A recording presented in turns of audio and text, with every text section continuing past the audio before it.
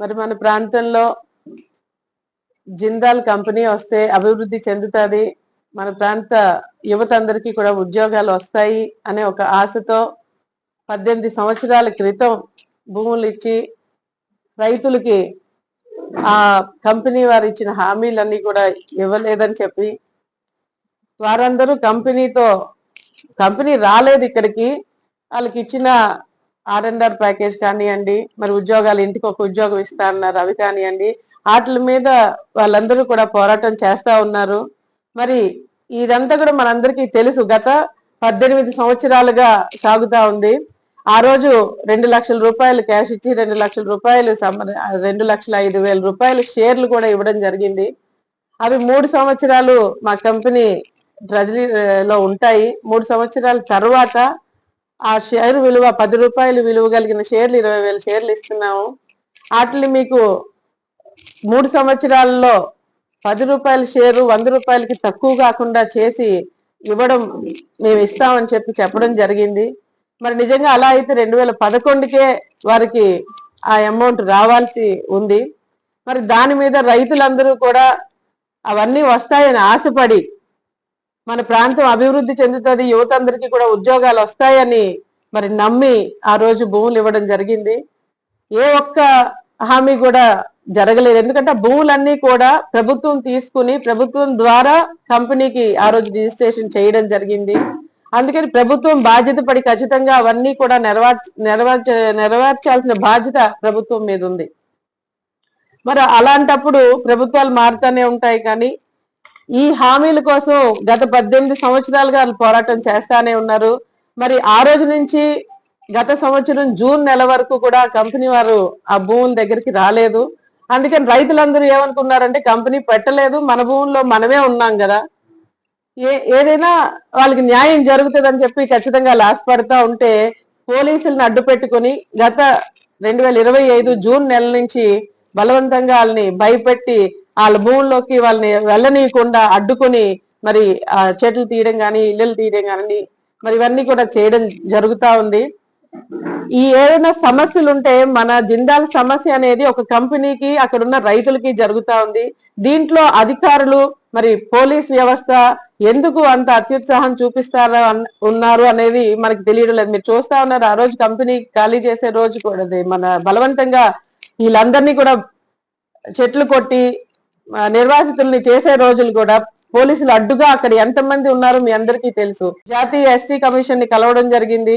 మరి వారు కూడా నిన్న వస్తారు, ఇక్కడ సమస్యలు తీరుతాయని చెప్పి మరి రెవెన్యూ డిపార్ట్మెంట్ వారు MRO గారు అందరికీ కూడా రమ్మని ఊరూరా VROల ద్వారా దండోరా వేయించారు. మరి MRO గారు మాకు కూడా పర్సనల్ గా ఫోన్లు చేసి అమ్మ అందరూ రండి అఫీషియల్ ప్రోగ్రామ్ అని చెప్పి పిలవడం జరిగింది.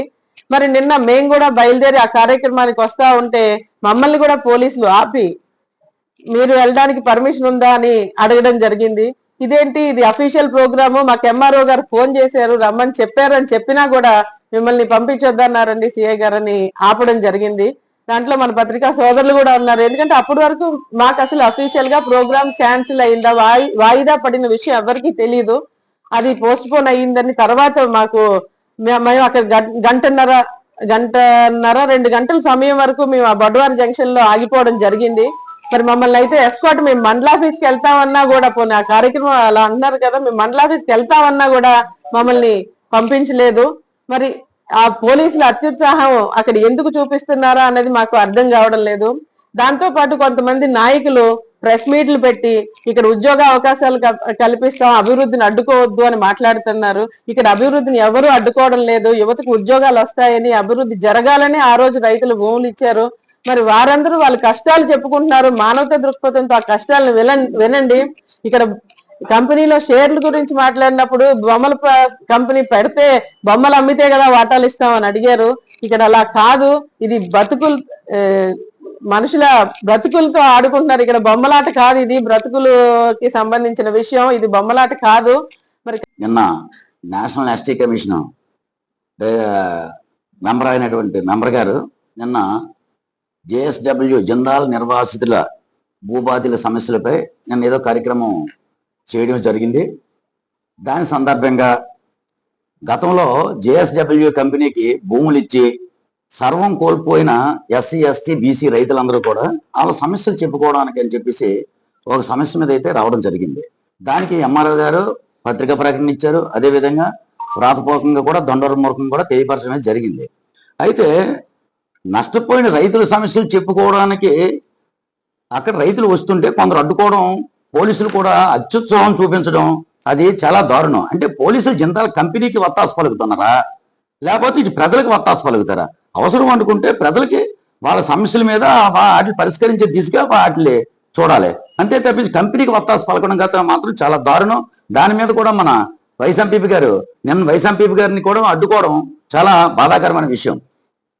అయితే ఈ విషయాలు కాకుండా నిన్న కొందరు వ్యక్తులు ప్రెస్ మీట్ పెట్టారు. ప్రెస్ మీట్ పెట్టి వాళ్ళు ఏడు చెప్తారంటే ఇక్కడ అభివృద్ధి చెందకుండా అడ్డుకుంటున్నారు అనే ఆలోచనతో నిన్న మాట్లాడారు. అభివృద్ధి ఎవరు చెందకుండా అడ్డుకున్నారు?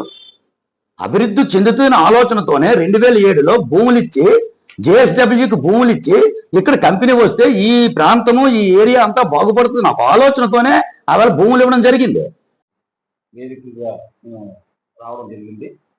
మేము 2.5 సంవత్సరాల క్రితం లోకేష్ సమక్షంలో తెలుగుదేశం పార్టీలో చేరడం జరిగిన తర్వాత రైతులకి ఆ రోజు న్యాయబద్ధమైన హామీలు నెరవేర్చలేదని 2024 నుంచి కూడా అది ఇదవుతుంది.